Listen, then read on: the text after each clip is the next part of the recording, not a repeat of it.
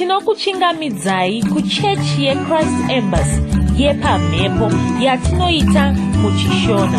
Iko zvino hapachina chikonzero chokupedza svondo rose usina kupinda chechi, nokuti painopindwa unenge usipo, kuda wakanga uri kubasa pakaenda vamwe kuchechi, kuda wakanga uri parwendo, kuda chechi yeChrist Embassy haisati yakuwanikwa kwaunogara, kana kuti unofarira hako kudzidza shoko raMwari nechishona.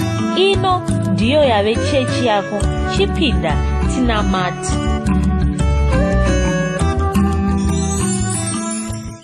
Tinokuchingamidzai zvakare kuchechi yedu yeChrist Embassy iyo yatinoita pamhepo.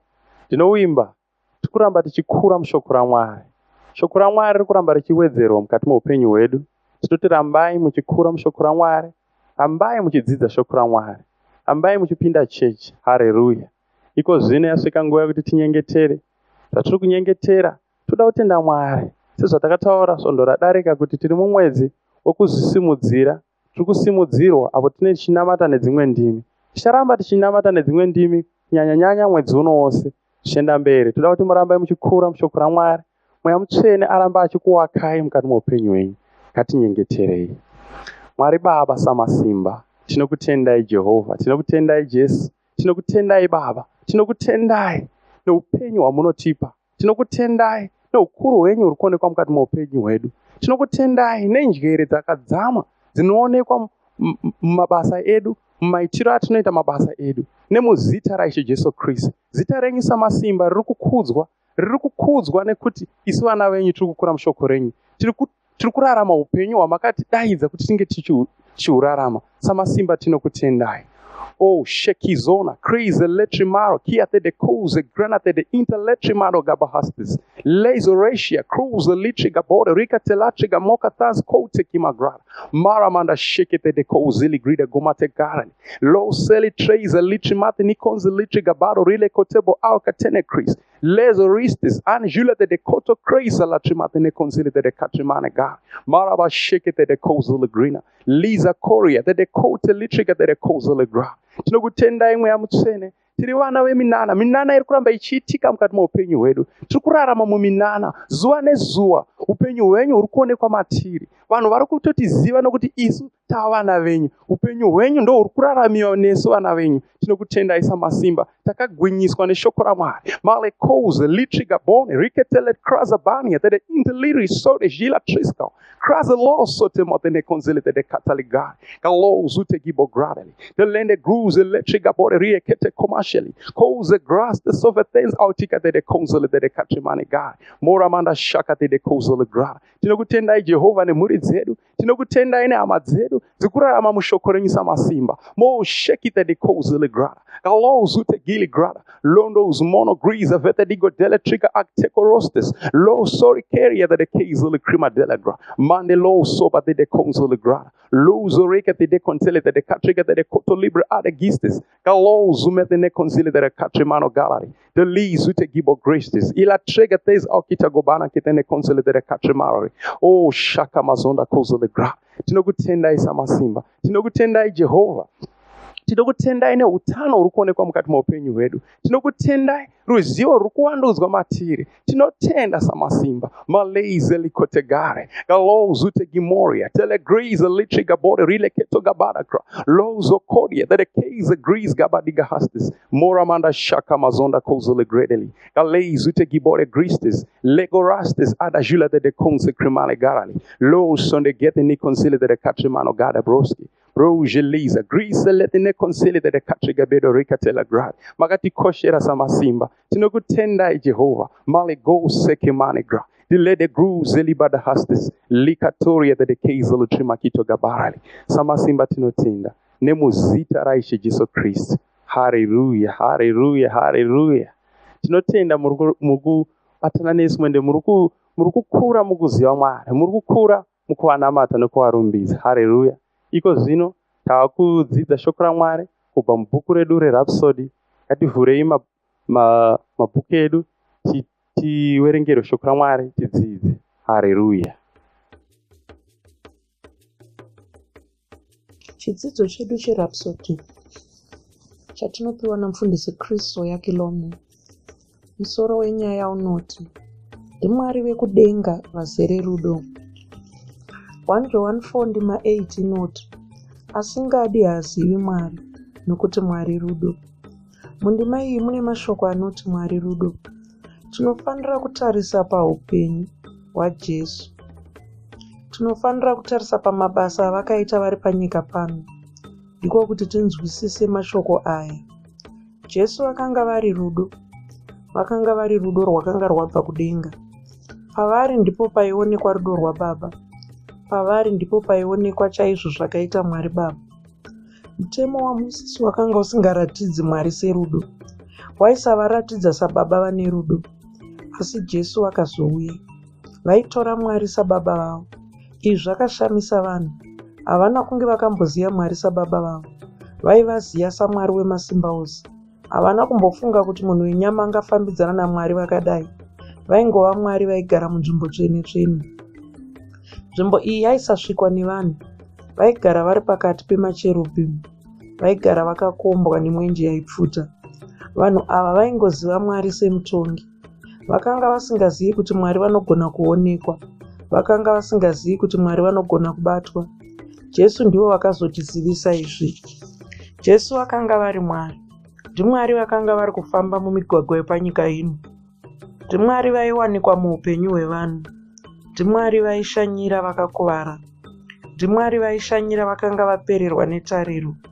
Saka vanhu vaiuya kuna Jesu. Vaiuya vakawanda. Vaiuya nevarwere vavo. Vaiuya nevaitambura. Jesu vaibva vaporesa vanhu ava vose. Vakanga vari kutaridza kuti Mwari vanofarira vanhu.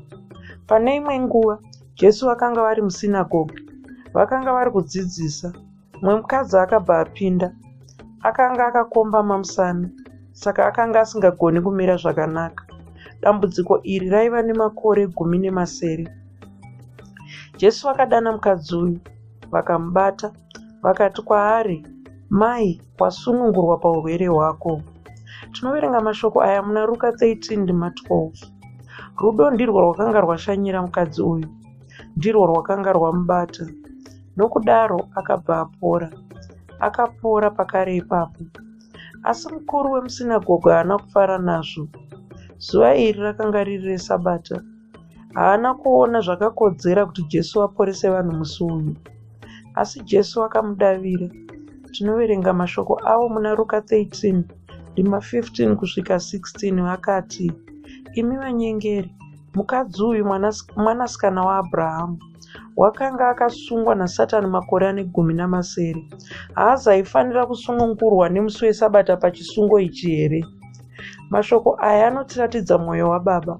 Baba vekudenga mutongi havo, asi vanotonga nerudo. Hapana chinhu chinodzivisa rudo. Rudo haruna mutemo, asi Mwari havangodi vanhu chete. Ivo vanotova rudo. Vazere nenyasha. Vanyoro. Pupura mumashure mangu uchiti, Baba vazere nerudo. Baba vazere nenyasha. Tinokutendai. Makaisa rudo rwenyu mumwoyo mangu. Makarwisa rwakawanda.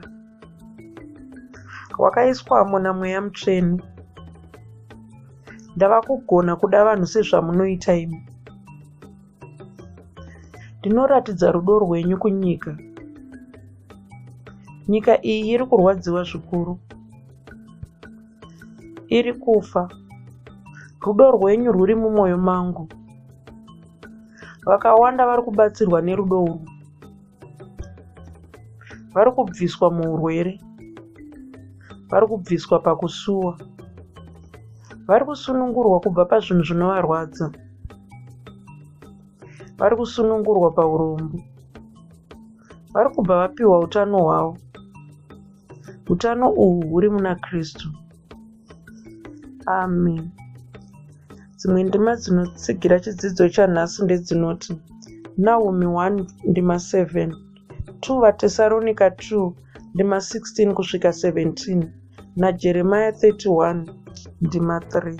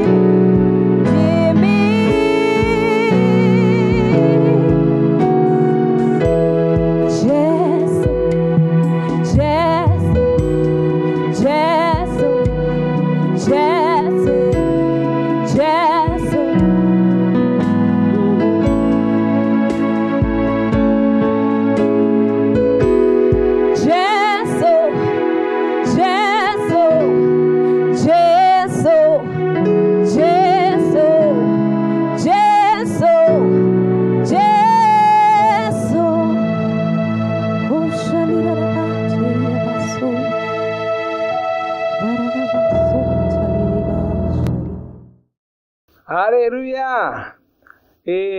Da kushikamidzai zvekare pamunamato wedu weChrist Embassy watinoita pamhepo muchishona. Haleluya. Ndichitenda Mwari zvikuru nokuda kwemukana iwoyo watinopiwa namufudzi Kristo yaKilome, vanova ndiwo mutungamiri wedu, muprofita wedu, vanoti pamukana iwoyo wokuti tisangane tichinamata, tichidzidza shoko raMwari. Dzidza shoko raMwari chinhu chatinokurudzirwa kuita, chinhu chatinofanira kuita nguva imwe neimwe. Usanetera kudzidza shoko raMwari, usanetera kunamata Mwari, usanetera kuenda kuchechi. Tinogara tichikuudzai kuti minamato iyoyi usangoitora seminamato inongouyawo hayo, asi kuti zvitsaurire nguva yokutopinda chechi yacho, utopinda utozvidza kuti ndakupinda chechi pano. Haleluya. Asi svondo rapera tanga tiri kutaura pamusoro pekukosha kwechiprofita, nokuti takanga tataura kuti chiprofita chemwedzi waGunyana chakamira sei. Tikati mwedzi waGunyana mwedzi watiri kuzvisimudzira tichitaura nedzimwe ndimi, mwedzi watiri kuzvisimudzira tichitaura nedzimwe ndimi. Haleluya. Tikati mwedzi watinofanira kutaura nendimi chaizvo. Takatopiwa kuti mazuva aya atinonamata pamwe chete namufudzi Kristu, anova muvhuro 3 nechi5, nguva 12 masikati 10 manheru. Panguva idzodzo tinonamata kwezvinhambo 15 chete chete.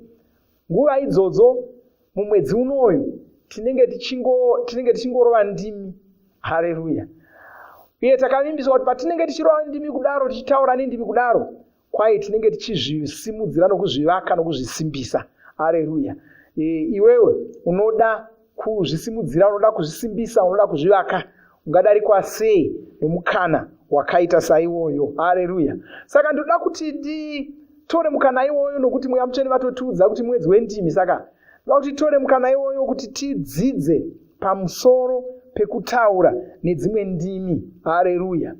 Munoona, chinhu chokutanga chandoda kuti ndisimbise, chandoda kuti munzwisise, ndechokuti munhu wose anofanira kutaura nedzimwe ndimi. Mukristu woga woga kana wakazvarwa patsva unofanira kutaura nedzimwe ndimi. Sei ndichitaura kudaro?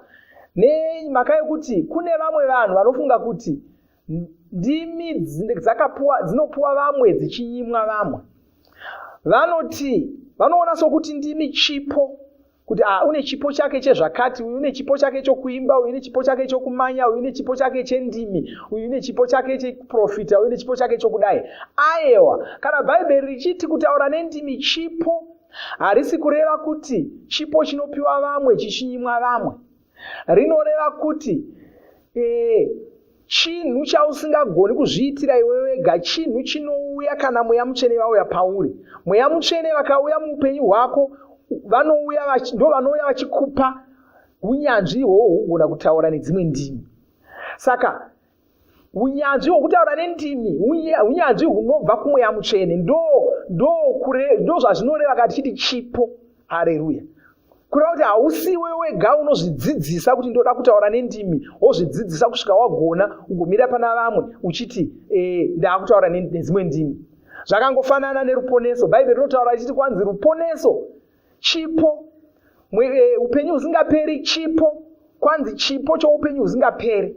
Ndo zvinotaurwa neshoko raMwari. Rinotaura pamusoro poupenyu husingaperi sechipo, asi hazvirevi kuti upenyu husingaperi hunopiwa vamwe huchinyimwa vamwe.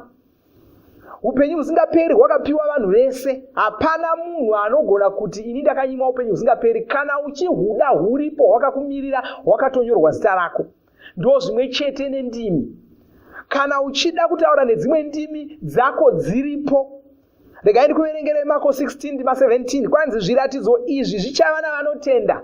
Namamwe mashoko ari kuti kwanzi zvinhu izvi ndo zvichaonekwa pavanhu vanotenda. Ukasangana navanhu uchida kuziva kuti vanhu ava vanotenda here, kwai zvinhu izvi ndo zvaunotarira izvi. Vachabudisa mweya yakaipa nezita rangu, vachataura nendimi itsva. Haleluya. Amen. Kwai vachataura nendimi itsva. Kana uchida kuona kuti munhu anotenda here, kwanzi teerera akunamata. Uchamunzwa achitaura nedzimwe ndimi, woziva kuti munhu uyu unotenda.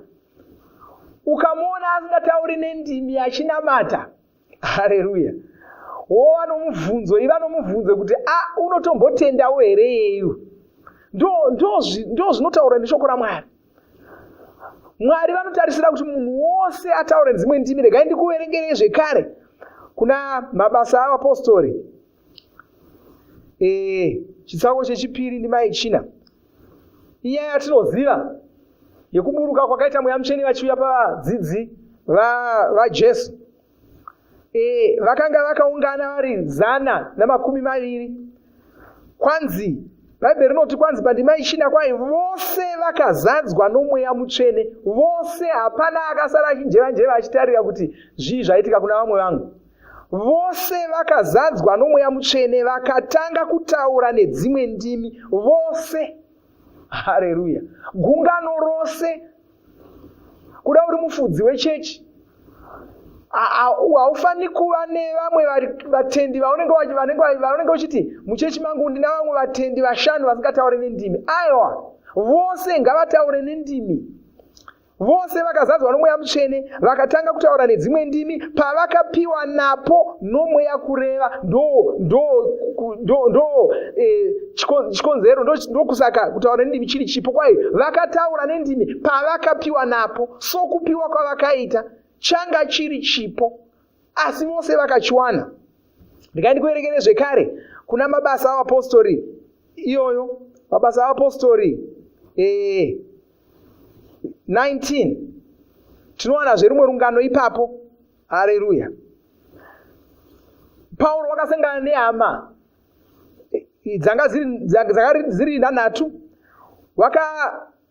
Vanyengeterera ndima yechitanhatu ipapapo. Mabasa avapostori 19 ndima yechitanhatu. Kwai zvino Pauro wakati aisa maoko ake pamusoro pavo vose vari 12. Wakaisa maoko ake pamusoro pavo, kwai Mweya Mutsvene akauya pamusoro pavo, vakataura nendimi, vakaprofita vose. Haleluya! Saka usasaririra pakutaura nendimi, nokuti chipo chawakapiwa, chipo chaunogona kuwana, chipo chiripo kuti ushandise.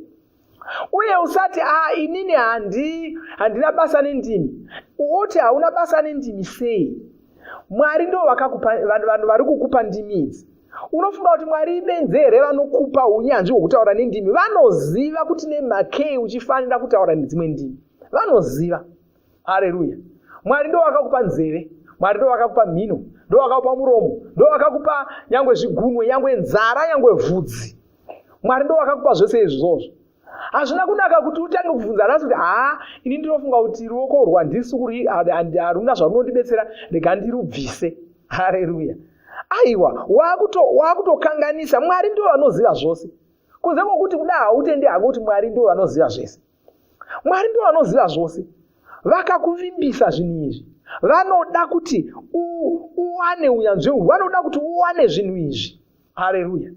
Saka usarasikirwa nazvo, usadarikwa nazvo, zvishandise. Munhu wose anofanira kutaura nedzimwe ndimi. Ndo zvinofanira kuonekwa pamuKristu, ndo zvinotaridza kuti unotenda. Haleluya! Kuda maungabvunza kuti zvinotaridza sei kuti unotenda? Kutenda kunoreva kuti unowirirana nezvinotaurwa neshoko raMwari. Unowirirana nezvinotaurwa naMwari. Ndo zvinoreva kutenda. Unovimba. Kana tichiti munhu haanditendi, tichitaurirana pache zvedu tichiti munhu haanditendi, tinenge kuti anotora zvimwe achisiya zvimwe. Haagutsikani kuti zvose zvinobuda muromo mangu zvinovimbika. Saka haanditendi. Akanzwa zvimwe unoti izvi hazviti. Ozva zvimwe zvinomunakidza kuti izvi ndinoda. Zvimwe kuti izvi handidi. Kana uchifamba naMwari, uchifambidzana naMwari, haufaniri kuva munhu anoti izvi zvanyanyisawo izvi. Aiwa, kana vakati munhu anofanira kuzvarwa patsva, ndokutenda ikoko. Vakati Mweya Mutsvene uchauya pamusoro penyu, muchapiwa simba kana Mweya Mutsvene auya pamusoro penyu, wana Mweya Mutsvene. Kana vakati mutendi munhu woga anotenda achataura nendimi, iwe kana uchitenda taurawo nendimi. Ita zvose nezvinoita sezvidoko zvacho. Wakuudza kuti zvidoko ndiani? Haleluya! Wakuudza kuti chidoko ndiani? Bhaibheri rinotaura kuti kwai nhengo doko pamuviri ndo dzakanyanya kukosha idzodzo. Haleluya! Saka unofanira kushuvira kutaura nedzimwe ndimi, unofanira kushuvira kuzadzwa namweya mutsvene. Musvondo rinouya tichatora nguva yokuti tinamate kuti uzadzwe nemweya mutsvene kana wanga usati wazadzwa namweya mutsvene uchitaura nedzimwe ndimi. Asi kwazvino regai tipedzise, tibva ndoda kunyengetererai tichaura chiropafadzo pamusoro poupenyu hwenyu. Baba, ndoda kutendai nezita raJesu Kristu. Ndiri kutendai nokuda kwemhuri yandasangana nayo pazuva ranhasi, nokuda kwomumwe nomumwe wandasangana naye pazuva ranhasi. Ndinotaura chiropafadzo pamusoro poupenyu hwake, ndinotaura makomborero pamusoro poupenyu hwake nezita raJesu Kristu. Shoko raMwari riri kumujekera, shoko raMwari riri kumubatsira, riri kushanda mukati meupenyu hwake nezita raJesu Kristu. Uye ndinoparidza iko zvino nokutaura kuti iwe Satani wakakurirwa mukati meupenyu hwake nezita raJesu Kristu. Ndinonyengeterera mumwe nomumwe anorwara asangana neni nhasi, ndinodzingira zvirwere kure, ndichitaura kuporeswa muzita raJesu Kristu. Ndinodzingira matambudziko ese nezvinonetsa, ndichitaura rugare mukati meupenyu hwake nezita raJesu Kristu. Baba, ndinokutendai, ndinokurumbidzai muzita ramambo Jesu Kristu. Amen. Haleluya. Zvakanaka, ngatisangane zvekare musvondo rinouya tichinamata pamwe chete, tichidzidza shoko raMwari, tichiropafadzwa naMwari saizvozvi. Kana ukasangana nechishamiso uchinamata pamwe chete sezvizvi, titaurire, tizivise. Toda kuziva kuti uriko, uye yange uchingotinzwa uchingotibata kuda unotibata panhare yako, pamaredhiyo kana pachi, taura nesu tizivise kuti uri kusangana nesu. Haleluya. Amen. Makomborerwa nemunamato wesvondo rino, kana manga musati mazvarwa patsva, namatai mumashure mangu, muchidudza, muchirevesa, taurai muchiti, Mwari vari kudenga, ndinouya kwamuri, ndinokoka Jesu kuti vapinde mumwoyo mangu, ndinokumbira kuti Jesu vatonge upenyu hwangu, ndinopupura kuti Jesu ndivo vavaishe wangu. Saka ndinogamuchira upenyu usingaperi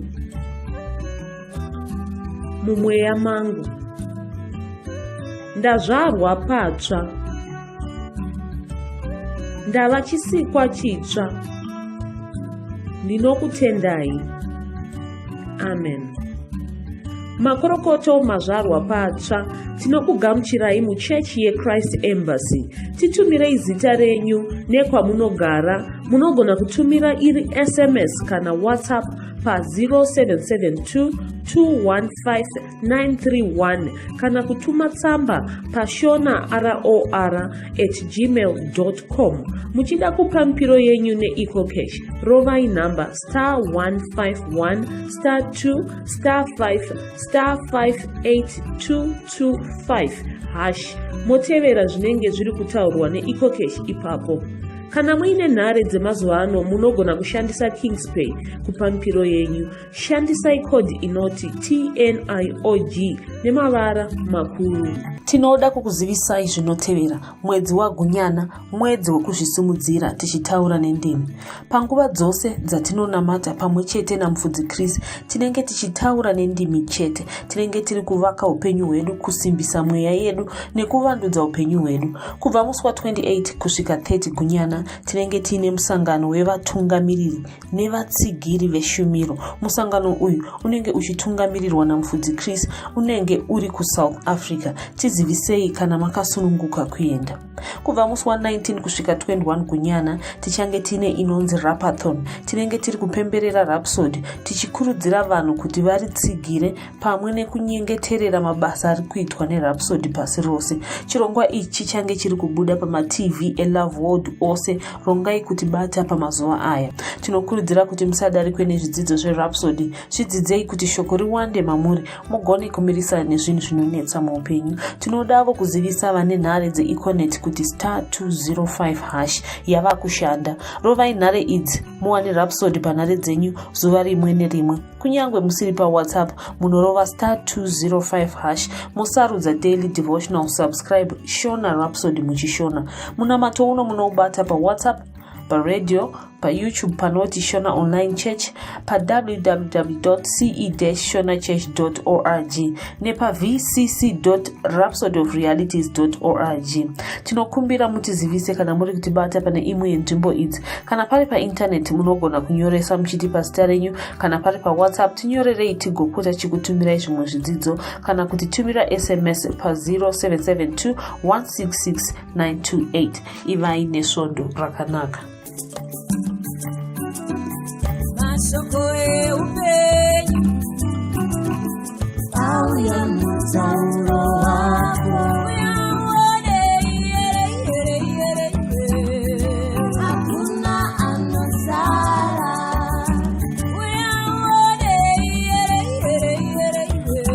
Rhapsody